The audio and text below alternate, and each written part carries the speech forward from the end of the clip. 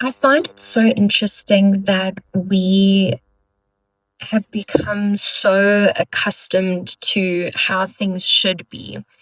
And we were chatting a bit about this in one of our podcasts. And we were just chatting about how, when it comes to schooling, there's so many shoulds. You should be getting good grades. You should be studying this way. You should be doing things this way. You should be. And I think when it comes to homeschooling or home educating, there isn't many shoulds.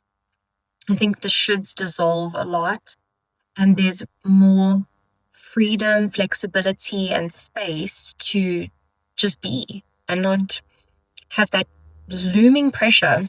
I want to know, what did your family do to let go of the shoulds? So I'm still studying now, and I find that I'm constantly putting so much pressure on myself. I'm constantly expecting myself to do things a certain way, even though those ways may not be beneficial for me.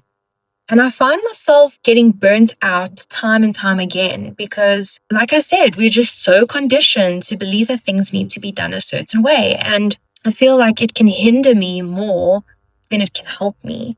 I'm still learning and navigating how to get rid of these thought patterns or just change them and adapt into new ways of thinking. And, you know, I find it's in a way, it's a problem solving thought process where, okay, you know what, I've done it this way. I've been burnt out from doing it this way. Maybe I should pivot now and do things a different way. And at the end of the day, we are all still learning. That no matter how old you are still learning. It's really interesting how we basically get brainwashed into believing that things need to be done a certain way. You're just programmed to go with it.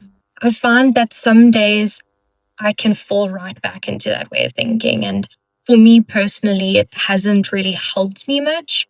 I mean, I'm very self disciplined. I'm really good with meeting deadlines, having structure, all of those kinds of things.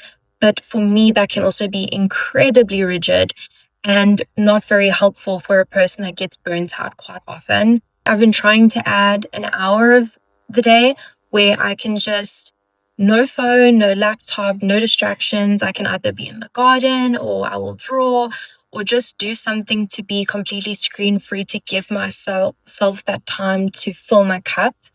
But sometimes on other days, it's just not enough for me. So I find it really challenging to listen to myself, but then to also still do what needs to be done. So what did you do? What are you doing? Are you also still in this place that I'm in? Please let me know. I would love to learn from you.